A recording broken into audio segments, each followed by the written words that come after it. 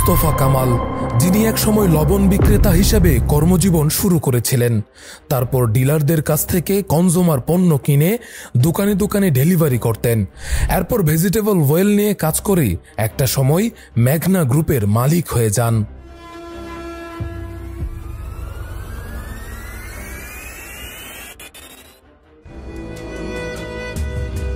সফল ব্যবসায়ী হওয়ার নেপথ্যের গল্পে মিডিয়ার সামনে এসে তিনি তার সুপারি ও কেরোসিন ব্যবসার গল্প পরম দরদ নিয়ে মানুষকে জানান। একটা সাইকেল না কিনতে পারার দুঃখে বাড়ি ছেড়ে ঢাকায় আসেন। এইসব মর্মস্পর্শী গল্পগুলোই আমরা জানি। মুস্তফা কামাল মেঘনা গ্রুপ হওয়ার পর যে মনস্টারে পরিণত হয়েছেন তা অনেকটাই সাধারণ মানুষের ধারণার বাইরে রয়ে গেছে। False media campaign, billion dollar কর ফাঁকি এবং ফেসিবাদী হাসিনা সরকারের সাথে দেয়া নেয়ার সম্পর্কের মাধ্যমে যে সাম্রাজ্য তিনি তৈরি করেছেন তা মুস্তফা কামালকে ঋণ খেলাফি থেকে কয়েক হাজার কোটি টাকার মালিক, সেই সাথে গত 15 বছর ধরে পতিত সরকারও টিকে থাকার জন্য পেয়েছে যথেষ্ট আর্থিক রসদ। ফেসিবাদী শাসন প্রতিষ্ঠিত হওয়ার জন্য মুস্তফা কামালরা সমানভাবে দায়ী, কারণ তিনি ছিলেন আওয়ামী লীগের অন্যতম প্রধান দাতা এবং এর বিনিময়ে তিনি অন্যায়ভাবে তার মাফিয়া সাম্রাজ্য সম্প্রসারিত করেছিলেন। সূত্র বলে 2008 সালের আগেও মাফিয়া মুস্তফা বাংলাদেশের শীর্ষ 100 ব্যবসায়ীর মধ্যে ছিলেন না। 2007 সাল পর্যন্ত তার মাত্র 5টি অপারেটিং কারখানা ছিল, যা নিতান্ত লোকসানে চলছিল। এর মধ্যে 3টি ছিল দেউলিয়ার পথে। যেহেতু তার সমস্ত আনুগত্য ফেসিবাদী হাসিনা সরকারের প্রতি ছিল, 2009 সালের নির্বাচনের পর থেকেই জাদুর কাঠির মতো তার ভাগ্যের চাকা ঘুরতে শুরু করে। জয় বাংলা দলের একজন নিবেদিত পর্দার আড়ালের মাসিহা হওয়ার কারণে তিনি ফ্যাসিস্ট হাসিনার আদর্শের বিরুদ্ধে যে কাউকে নির্মূল করতে তার পূর্ণ সমর্থনের অঙ্গীকার করেছিলেন। জানা যায় তিনি সালমান এফ রহমানের ঘনিষ্ঠতম কর্পোরেট অংশীদারদের একজন। 2024 সালের জুলাই পর্যন্ত তার ব্যবসায়ী গোষ্ঠী স্বৈরাচার ফ্যাসিস্ট হাসিনার সাথে ব্যক্তিগত সম্পর্ক গড়ে তোলার মাধ্যমে অন্তত 70টি কোম্পানিকে করায়ত্ত করেছেন। মাফিয়া মুস্তফা কামালের অতীত রূপ কিছুটা আঁচ করা যাবে তার মালিকানা চ্যানেল 71 টেলিভিশনের দিকে তাকালে। এই চ্যানেলটি ফেসিবাদী হাসিনা সরকারকে সমর্থন করার জন্য এবং তার দুর্নীতিগ্রস্ত অবৈধ ক্ষমতা ধরে রাখার জন্য পক্ষপাতিত্ব এবং মিথ্যা তথ্য প্রচারের জন্য সর্বমহলে সমাদৃত। মাফিয়া মুস্তফা কামাল শুধুমাত্র ফ্যাসিস্ট হাসিনা ও শেখ মুজিবকে তোষামোদ করার জন্য এবং দলীয় এজেন্ডা বাস্তবায়নের জন্য নিউজ চ্যানেলটি এক প্রকার ব্যবহার করে আসছিল। এমনকি 2024 জুলাইয়ের বিপ্লবের সময় 71 টেলিভিশন মিথ্যা তথ্য প্রচারের মাধ্যমে সরাসরি বাংলাদেশের জনগণের বিরুদ্ধে দাঁড়িয়েছিল এবং ফেসিবাদী হাসিনার পক্ষে কথা বলেছিল। কেবল দেশি চক্রান্তকারীরা নয়, এর পেছনে ট্রেইনড বিদেশি চক্রান্তকারীরা যুক্ত ছিল এবং তার সঙ্গে অ্যালাইনমেন্ট করে আপনার যারা বিদেশি, যারা ষড়যন্ত্রকারী বা দেশবিরোধী আছে তারাও সেখানে ছিল। জনকে ঢাল হিসেবে ব্যবহার করে 71, 75 এবং 111 সকল কুচক্রীরা এক হয়ে যখন বাংলাদেশকে ধ্বংসের এক মহাযজ্ঞে নেমেছিল, এটা মূলত জামাত, শিবির ও অন্যান্য ইসলামী জঙ্গি, বিএনপি এবং আমাদের 1-11 কুশীলবদের যে ষড়যন্ত্র, সেটা কিন্তু এখন ফুটেজ দেখলেই স্পষ্ট।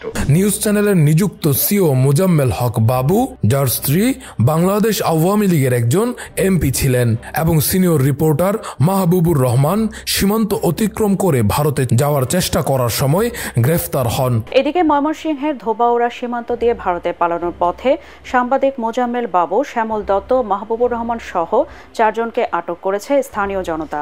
কিন্তু মুস্তফা কামাল এখনো দৌদণ্ড প্রতাপে দাপিয়ে বেড়াচ্ছেন।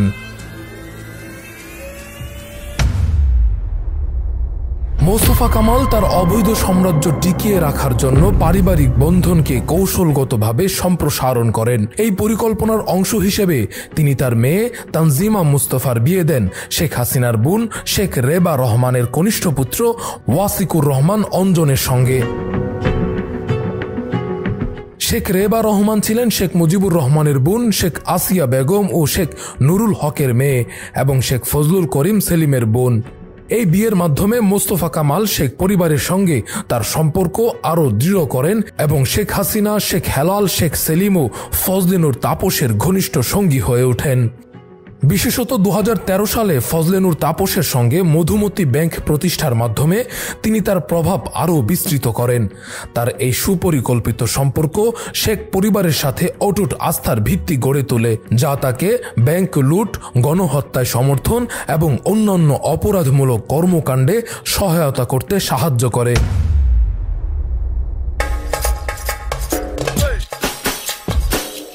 মোস্তফা কামাল তার অবৈধ সম্পদ বিদেশে পাচারের ক্ষেত্রেও কৌশল হিসেবে পারিবারিক সম্পর্ককে কাজে লাগান। এই লক্ষ্যে তিনি তার একমাত্র ছেলে তানভীর মোস্তফার বিয়ে দেন মধ্যপ্রাচ্যের এক প্রভাবশালী ব্যবসায়ীর মেয়ের সঙ্গে। এই ব্যবসায়ী আর কেউ নন, তিনি আল হারামাইন গ্রুপের মালিক মাহতাবুর রহমান নাসির, যিনি নিজেই একাধিক দুর্নীতির অভিযোগে অভিযুক্ত। এই বিয়ের আয়োজন ছিল বিলাসবহুল ও ব্যয়বহুল, যা $1 মিলিয়ন বেশি খরচে সম্পন্ন হয়। এমনকি পুরো আয়োজন দেশের প্রধান মিডিয়া চ্যানেলগুলোতে সম্প্রচার করা হয়। যখন প্রবাসী বাংলাদেশিরা রেমিটেন্স পাঠিয়ে দেশের অর্থনীতিকে সমৃদ্ধ করতে কঠোর পরিশ্রম করছেন, তখন এই মাফিয়া চক্র একটি বিয়ের অনুষ্ঠানের জন্য বিপুল পরিমাণ অর্থ বিদেশে পাচার করেছে। মধ্যপ্রাচ্য সহ বিভিন্ন দেশে হুন্ডির মাধ্যমে বিপুল পরিমাণ অর্থ পাচার, আর এজন্য তাদের পরিবারকে অর্থ পাচারের অন্যতম বড় নেটওয়ার্ক হিসেবে চিহ্নিত করা হয়েছে।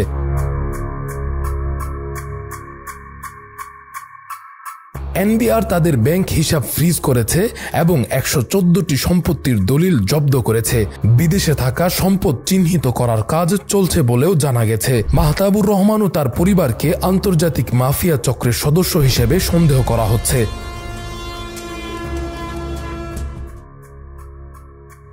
মাহতাবুর রহমান নাসির দুর্নীতির জন্য ব্যাংক ও কর্পোরেট প্রতিষ্ঠানকে অপব্যবহার করেছেন বলেও গুরুতর অভিযোগ আছে। এনআরবি ব্যাংক, আল হারামাইন গ্রুপ ও আল আরাফা ইসলামী ব্যাংকের সঙ্গে জড়িত। এসব প্রতিষ্ঠানের মাধ্যমে তিনি অবৈধ লেনদেন ও অর্থ পাচার করছেন বলে ধারণা করা হচ্ছে। মোস্তফা কামাল ও মাহতাবুর রহমান নাসির যৌথভাবে পারিবারিক সম্পর্কের আড়ালে অর্থ পাচার, কর্পোরেট দুর্নীতি ও মাফিয়া চক্র পরিচালনা করে আসছেন। তাদের এই কর্মকাণ্ড দেশের ব্যাংকিং ও অর্থনৈতিক স্থিতিশীলতার জন্য সরাসরি হুমকি হয়ে দাঁড়িয়েছে বলেও প্রবল ধারণা করা হচ্ছে। মাফিয়া মোস্তফা তার মেয়ে ও ছেলে 2013 সালে শেখ ফজলে নূর তাপসের বোর্ডের পরিচালক হিসেবে মধুমতি ব্যাংক খোলেন। তিনি এই আর্থিক প্রতিষ্ঠানের মাধ্যমে শেখ পরিবারের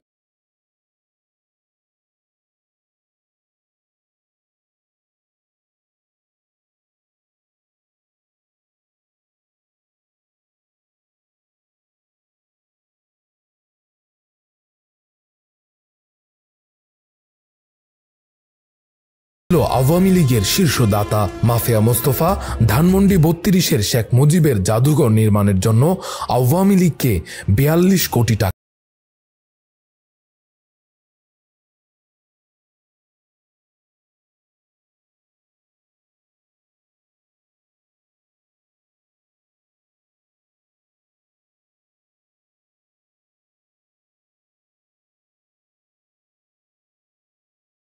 উবাইদুল কাদের। যেমনটি তার সমস্ত ব্যবসায়িক অনুষ্ঠান থেকে স্পষ্ট, তার প্রতি তার অবৈধ অনুগ্রহের জন্য তিনি ব্যক্তিগতভাবে ব্যাংক পরিচালক এবং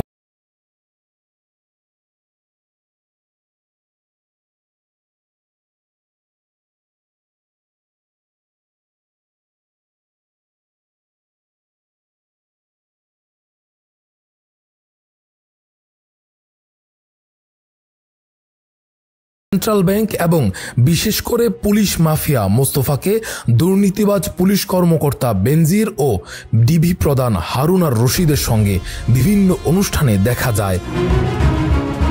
আওয়ামী লীগ শাসন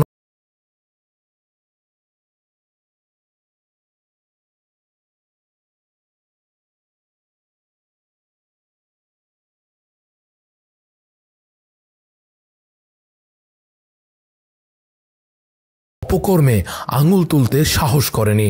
তার সব কোম্পানির উদ্বোধন করেন শেখ হাসিনা নিজেই এবং সালমান এফ রহমান সহ অন্যান্য মন্ত্রী ও মন্ত্রী পরিষদের সদস্যরা এ ধরনের অনুষ্ঠানে সবসময় উপস্থিত থাকতেন। মোস্তফার মেঘনা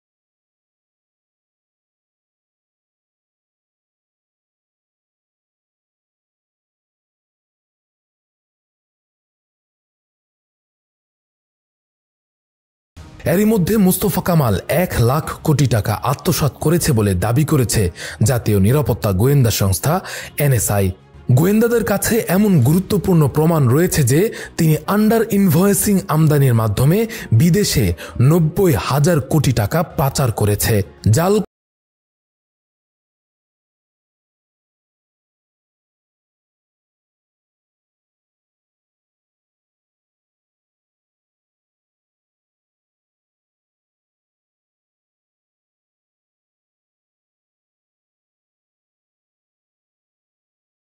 তো 16 বছরের অবৈধ শাসনামলে মাফিয়া মোস্তফা 3টি অর্থনৈতিক অঞ্চল গড়ে তোলেন। হাসিনার প্রত্যক্ষ নির্দেশে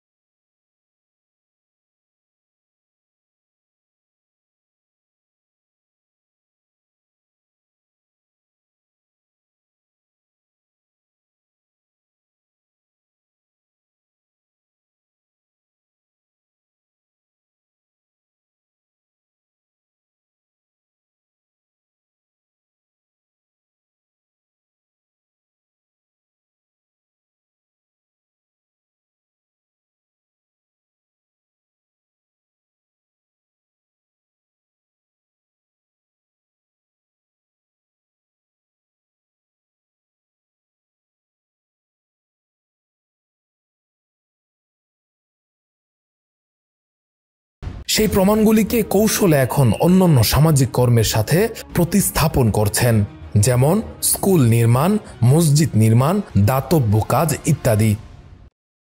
2024 সালের 5 আগস্টের বিজয় ছিল বাংলাদেশের জনগণের জন্য একটি অর্জন, যে অর্জন বাংলাদেশকে একটি দুর্নীতিমুক্ত বাংলাদেশ রূপে সংস্কার করার স্বপ্ন দেখায় এবং আমাদের একটি মুক্ত দেশ উপহার দেয়, যেখানে বিডিআর হত্যা, 2013 সালের হেফাজত হত্যাকাণ্ড, বিভিন্ন সময়ে বিচার বহির্ভূত হত্যাকাণ্ড, আয়নাঘরের মতো অনাচার, ব্যাংক লুটপাটের মতো ঘটনার পুনরাবৃত্তি হবে না। আওয়ামী লীগকে সমর্থনকারী মোস্তফা কামালের মতো ধূর্ত শিয়ালদের প্রতি নজর এড়ালে চলবে না। মাফিয়া মোস্তফা ফ্যাসিস্ট হাসিনার ষড়যন্ত্রের অর্থায়নে মূল ভূমিকা পালন করে এসেছে এবং আওয়ামী লীগকে ক্ষমতায় ফিরিয়ে আনার লক্ষ্যে এখনও চক্রান্তে লিপ্ত আছেন বলে জানা যায়। মাফিয়া মোস্তফা অবৈধ প্রাক্তন সরকারের জন্য সবচেয়ে বড় এবং প্রতিশ্রুতিশীল দাতাদের মধ্যে একজন। ছাত্র জনতা আন্দোলনের সময় সমস্ত হত্যাকাণ্ড ও দুর্নীতির পেছনে সমস্ত আর্থিক শক্তি সরবরাহ করার মূল ব্যক্তিদের একজন। দেশ ছেড়ে পালিয়ে যাওয়া অন্যান্য কর্পোরেট মাফিয়া জায়ান্টদের মতোই শহীদ ছাত্রদের রক্ত এই দুর্নীতিবাজ ব্যবসায়ীর হাতেও আছে। ফেস দ্য পিপলের অনুসন্ধানীমূলক অনুষ্ঠান সিক্রেটাইজের রাঘব বোয়াল মোস্তফা কামালের অপকর্মের প্রথম পর্ব এখানেই শেষ করছি। আজ যদি মাফিয়া মোস্তফারা প্রশ্নের বাইরে থেকে যায়, তাহলে তিনি ফেসিবাদী হাসিনার পরবর্তী সালমান এফ রহমান হয়ে উঠবেন। এ কথা কি নিশ্চিতভাবে বলা যায় না? ফেসিবাদ বিলুপ্তির যে দাবি উঠেছে, সেখানে মোস্তফা কামালদের পূজা করা কতটা বাস্তবসম্মত? পরবর্তী পর্বে আমরা তুলে ধরব আরও ভয়ঙ্কর দুর্নীতির চিত্র। চোখ রাখুন সিক্রেটাইজের দ্বিতীয় পর্বে, যেখানে উন্মোচিত হবে তার সকল দুর্নীতির মহাসত্য। আজকের মতো বিদায়। আমরা আছি সত্যের পক্ষে।